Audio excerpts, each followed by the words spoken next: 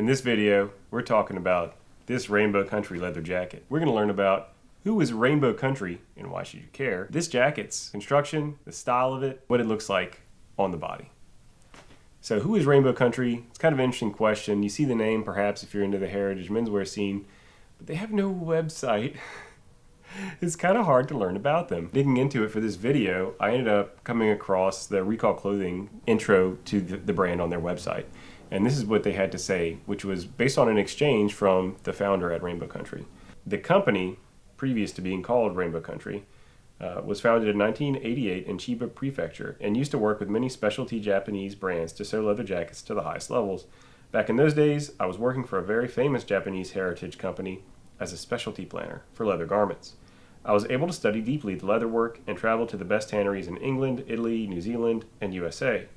5 years later, I stopped working for this heritage brand and was hired by the former company, because it wasn't called Rainbow Country back then.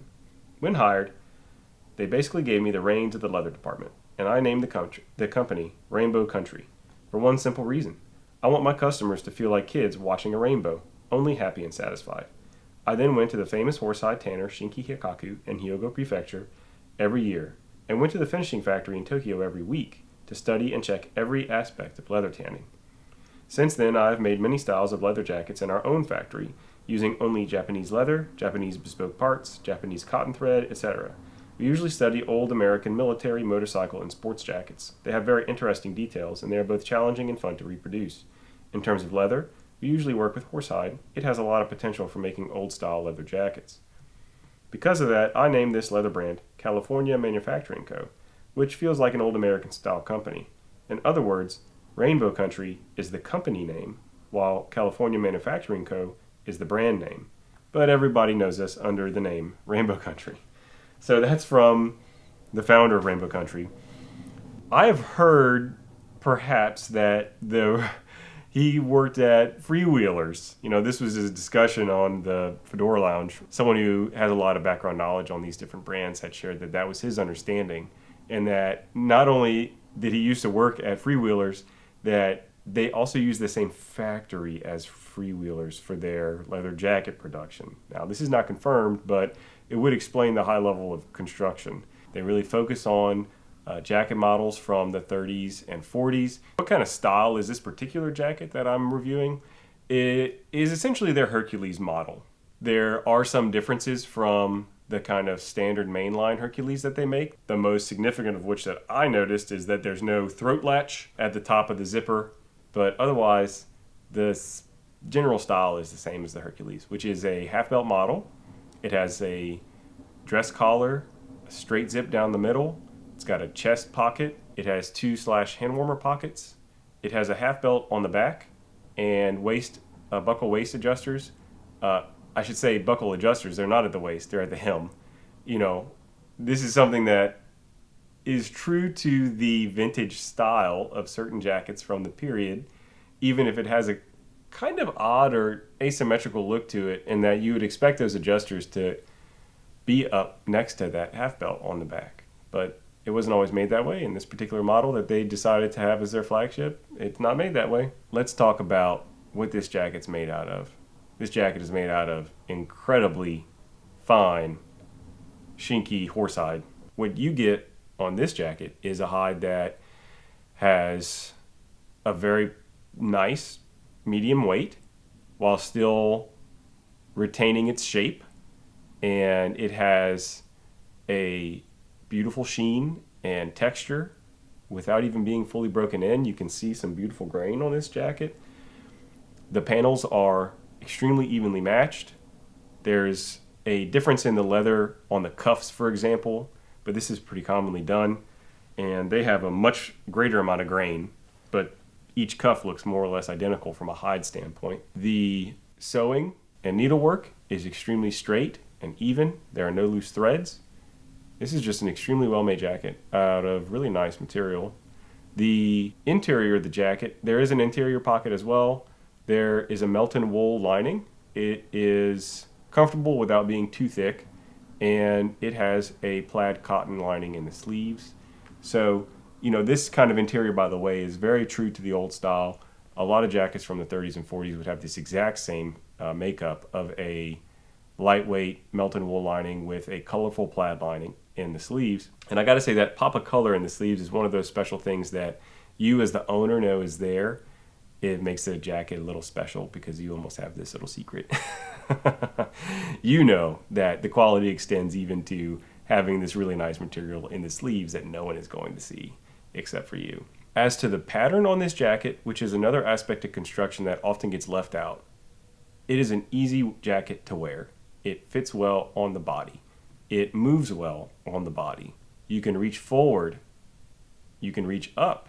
You can bend your arm and put your phone to your ear and simply wear the jacket without it getting in the way. And that is achieved even with a very trim fit. And this is kind of the difficult thing, right? To get a jacket that is easy to move in but is also nice and trim. It's easy to move in a jacket that's 2 sizes too large. But to get it done right at this very trim fit is technically challenging and impressive. Other things to know about the way this jacket fits.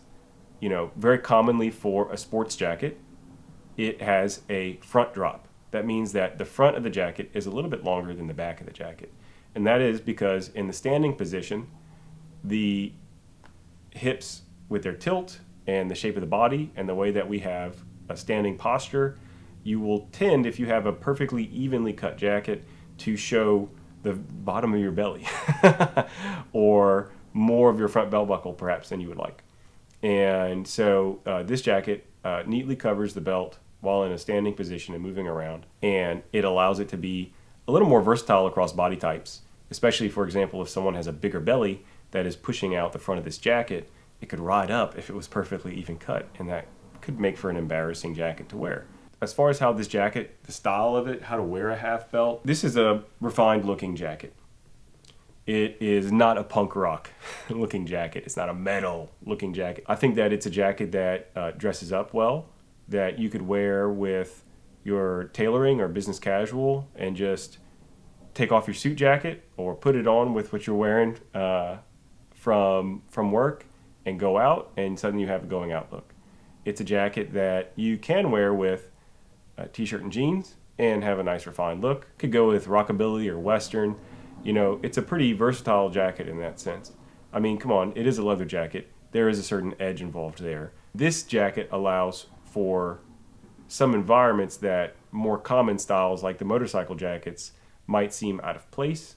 Well, this is the jacket you could wear to those more formal, not actually formal, but more dressed up occasions. So fit. I typically wear a size 40. This jacket is a size 40. So what you can expect is a trim American style fit from the size tag. The specifics do matter on the particular model, and sometimes from year to year they do make adjustments.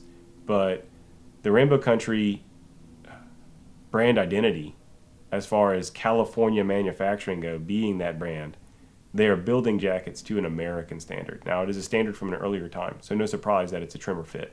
I'm 5'9" and 175 pounds. I have just under a 41-inch chest. This jacket fits essentially a perfect trim fit, and I can still move around easily in it and be comfortable without my arms feeling like they're falling asleep. So there's your sizing advice. As far as the price of the jacket, currently there is an extremely favorable conversion rate for yen to US dollar. So the price is around 200,000 yen for this jacket new, which translates to around $1,300 or $1,400. Well, that's a fantastic price. I mean, there are times when the yen to dollar conversion rate would put this jacket $2,100, $2,200, $2,300. If you're considering buying this jacket and you're looking for one new, this is a good time to buy if you're in the US. You also have to consider that Rainbow Country does not produce a huge volume of jackets. And so when you're looking to buy one, you might have to get on a waiting list. What is the value proposition, and is it worth it? Well, I mean, basically the jacket is made like a dream. It looks like a dream.